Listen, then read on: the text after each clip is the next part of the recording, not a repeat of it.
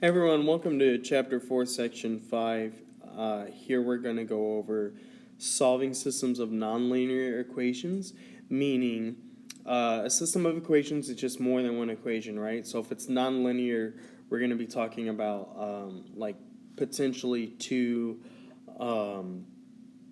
quadratic functions, or maybe a quadratic function and a linear function. And in fact, all these examples I have for you today in this video are going to be a quadratic function and a linear function. So you know that whenever you have an intersection of graphs, you can have no solution, one solution, or two solutions. So if it's a line, you know it can intersect with a parabola twice. If it's two parabolas, they can also intersect twice. But you'll never have more than two answers, okay? So you might have 1, 2, or 0 answers at all, okay?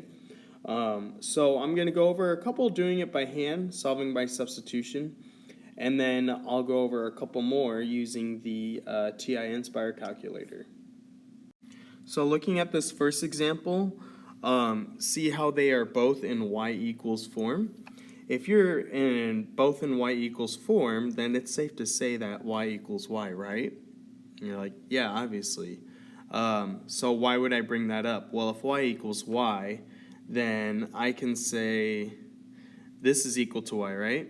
And this is equal to y, right? So I can say x squared minus 2x minus 2 equals negative 2x minus 1. Okay, so I can set the other half of the equation equal to each other, the other halves. So let's get everything on one side, and then let's see if we can factor this or something like that. So I'm going to add 2x over, add 2x, and then I'll add 1 over as well. And so these cancel out, so this leaves me with x squared minus 1 equals 0. So can I factor this? Can I factor x squared minus 1? There's no middle term, right? So are there factors of negative 1 that add up to 0? And yes, there is. If I multiply 1 times negative 1, I get negative 1, right? And if I add 1 times if I add 1 to negative 1, I get 0.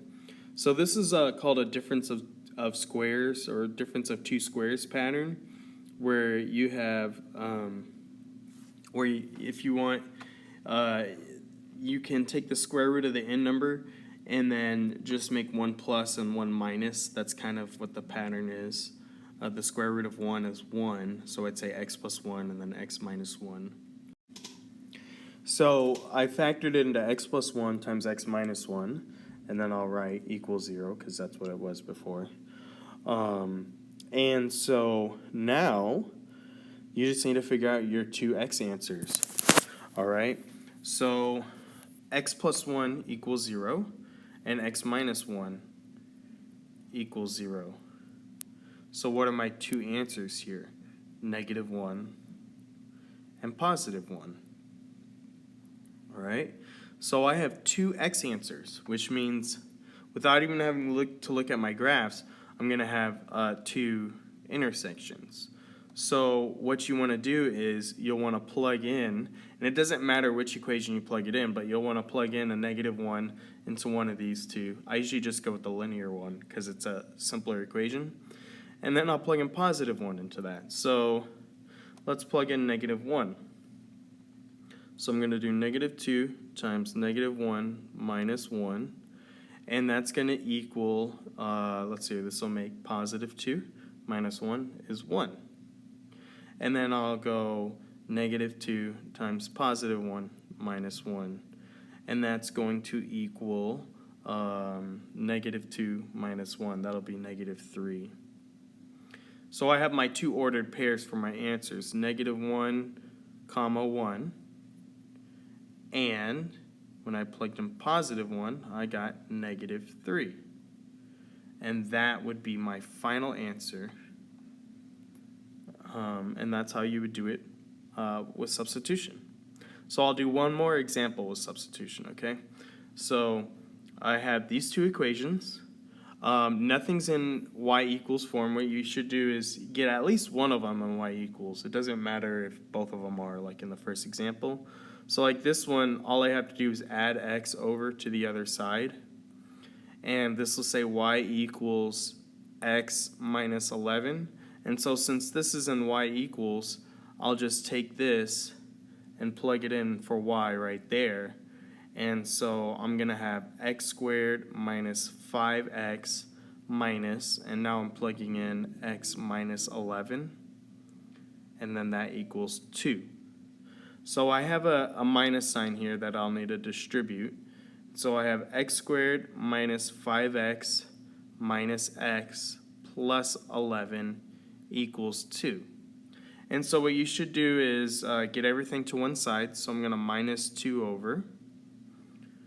All right, and that way it equals 0, and then we can see if we can factor it, and if we can't factor it, we can complete the square or do the quadratic formula. But let's see what we have here. So negative 5x minus x would make a negative 6x, and then 11 minus 2 is 9, and then I'll just bring down that x squared. So are there factors of 9 that add up to negative 6? And yes, there is. Negative 3 plus negative 3 is negative 6, and negative 3 times negative 3 is positive 9. So I have x minus 3, and since it's there twice, I'm going to write x minus 3 squared equals 0. So when you solve this, you just have one equation, x minus 3 equals 0, x equals positive 3. If I plugged in a positive 3 right here, that'd make this whole thing go to 0, right? So plugging in a positive 3 gets me 0, so that's my x answer. I need to know my y answer. We'll just plug it in. If y equals x minus 11, then y equals 3 minus 11. So y equals negative 8. And so I have one intersection here because I got the same x answer here. If I had written out x minus 3 times x minus 3, I would have gotten x equals 3 and x equals 3, right? So that's the same number. So if you get the same number twice, there's only one intersection. So all I'm trying to say here is the only answer is positive 3, negative 8. That's the only intersection here. So it'd be a graph that looks kind of like this one, where they would just intersect once, okay? So yeah, that's solving it with substitution.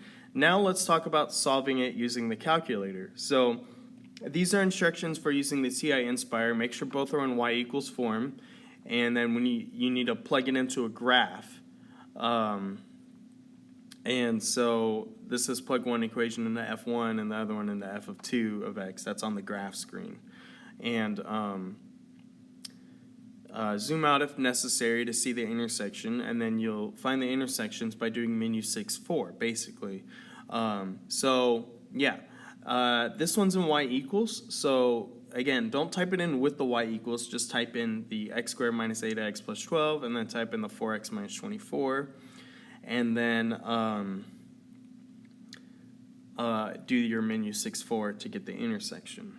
So I can't show you the calculator with this app, so I'll just show you a screenshot. So here when you graph both lines, or the parabola and the line, I should say, both equations, how about that? You see they intersect once at 6, 0. So that makes that the one answer, okay? So in the second equation, or the second batch of equations, I need to get it equal to y equals, right? So that means I need a minus 4x squared over. So I minus that over to the other side. And so I'm going to have y equals negative 4x squared. And then it's basically a plus x minus 7. So plus, because it was a positive x, minus 7. All right, so that's in y equals. And so this is equal to negative y. So to get it equal to positive y, just flip all the signs. So positive y equals negative 2x minus 8. So now I have my two equations I can graph. Okay, so I have them both in y equals, so I plugged it in, without the y equals, just plug in this part. And you see that they'll intersect twice. They intersect here at negative 0.25 comma negative 7.5, and then here at 1 comma negative 10. So that's just doing that in the graphing calculator. And so that's going to wrap it up for these notes.